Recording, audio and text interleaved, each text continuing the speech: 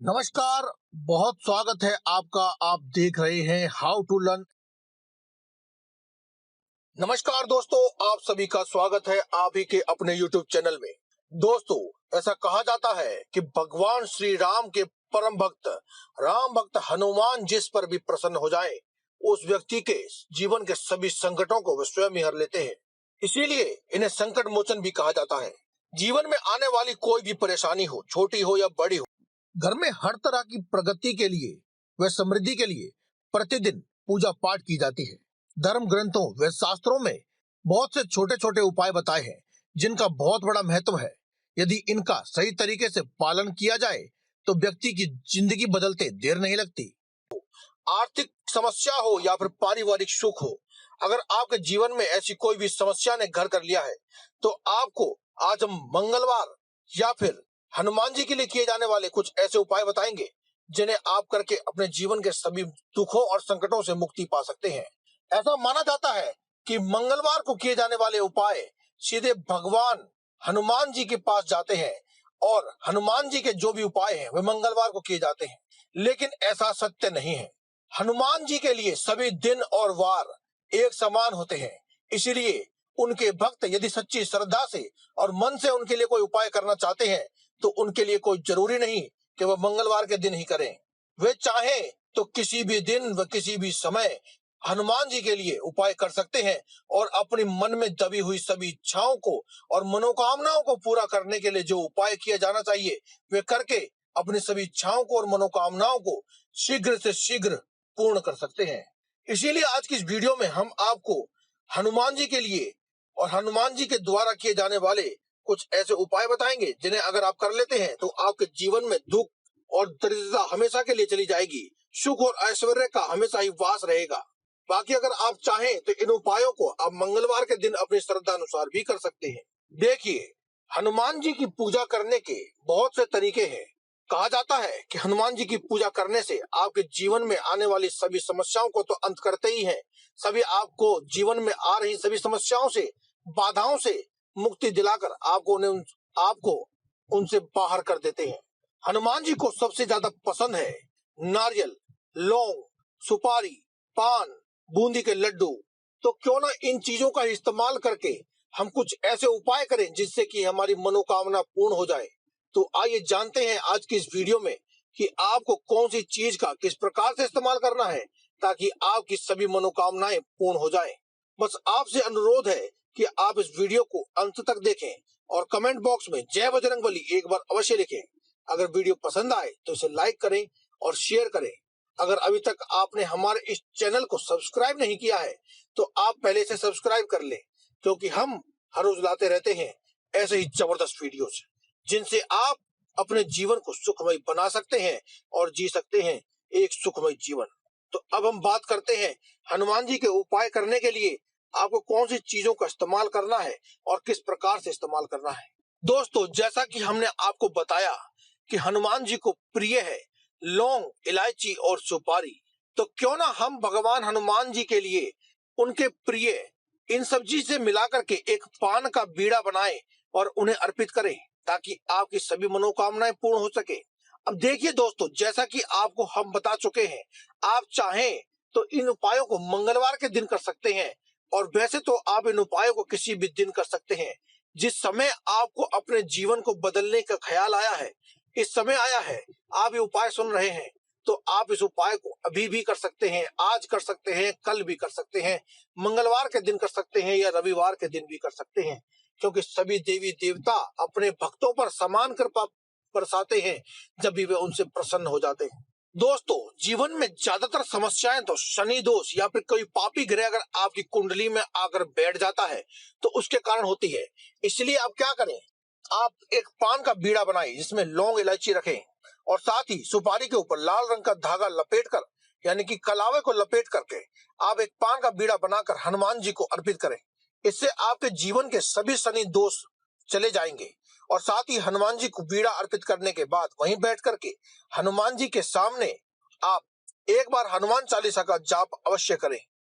दोस्तों, हनुमान जी के उपाय केवल शनि दोषों से मुक्ति नहीं दिलाते हैं, बल्कि आपकी आर्थिक समस्याओं में भी आपको बहुत लाभ दिलाते हैं।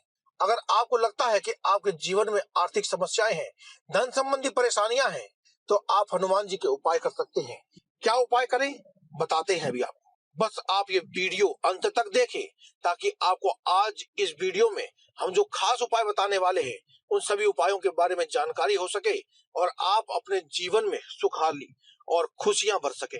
दोस्तों, कहते हैं कि बीड़ा उठाना यानी कि किसी भी मुश्किल भरे, जोखिम भरे या फिर जिम्मेदारी भरे कार्य का बीड़ा उठाना हो, चाहे वह घर में धन संबंधी समस्याओं को दूर करने वाली समस्या हो या कार्य हो, या इसका बीड़ा उठाना हो, या फिर कोई भी आपका महत्वपूर्ण कार्य जो पूरा नहीं हो रहा है, जिसका आपने बीड़ा उठाया है कि आप वह कार्य करके ही मानेंगे, इसका भी कार्य को पूरा करना चाहते हैं, तो आप क्या करें, एक नियम बना लें कि आप हफ्ते में किसी भी एक दिन, चाहे वह दिन मंगलवार हो या कोई भी अन्य दिन हो, उस दिन आप हनुमान जी की विधिवत पूजा करने के बाद एक पान का बीड़ा उन्हें अवश्य चढ़ाएंगे। दोस्तों देखो, बीड़े का बदला बीड़ा ही होता है। जिस प्रकार से आपने अपनी जिंदगी में बीड़ा उठाया है कि आप सफलता प्राप्त करेंगे ही करेंगे, उसी प्रकार से आप हनुमान जी को भी बीड़ा चढ़ाएं, पान का बीड़ा चढ़ाएं, जिससे कि आप अपने जीवन के जो भी बीड़ा उठाया है, जो जिम्मेदारी उठाई है, उसे आप पूरा कर सके। लेकिन एक बात का आप विशेष ध्यान रखें कि जो आप पान का बीड़ा बनाने वाले हैं, इसमें आप चूना, जर्दा इत्यादि चीजें न डलवाएं। आप एक सादा सा मीठा पान बनवाएं और हनुमान जी के लिए इलायची, लौंग और कलावा बांधकर सुपारी रखी हुई बीड़े को अर्पित करें।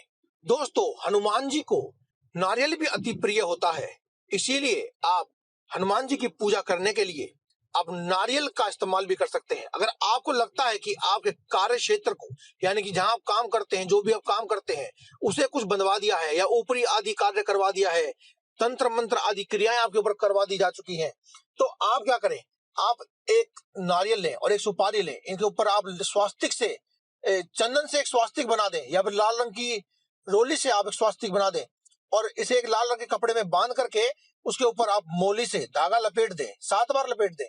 उसके बाद आप इसे ले जाकर किसी भी हनुमान मंदिर में हनुमान जी के चरणों से लगा करके एक बार हनुमान चालीसा का पाठ करें और साथ में उसके अंदर थोड़ी सी सरसों भी रख दें, पीली सरसों जैसे कहते हैं, उसे भी रख दें और आप फिर अपने घर वापस आ जाएं। घर आने के बाद आप अपने घर के मुख्य दरवाजे पर इसे रख दीजिए। आपके कोई भी तंत्र मंत्र जो भी क्रिया कराया हुआ है वह मुक्त हो जाएगा, नष्ट हो जाएगा खुद ही। कोई भी तंत्र मंत्र, ऊपरी बाधा, प्रेत आदि आपको कभी भी जिंदगी में परेशान नहीं कर पाएगा, क्योंकि दोस्तों हनुमान जी को ऊपरी बाधाओं का सबसे बड़ा दुश्मन माना जाता है। जहां भी ऊपरी बाधाएं होती हैं उसकी नली तोड़ देते हैं हनुमान जी, इसीलिए संकट मोचन भी कहा जाता है।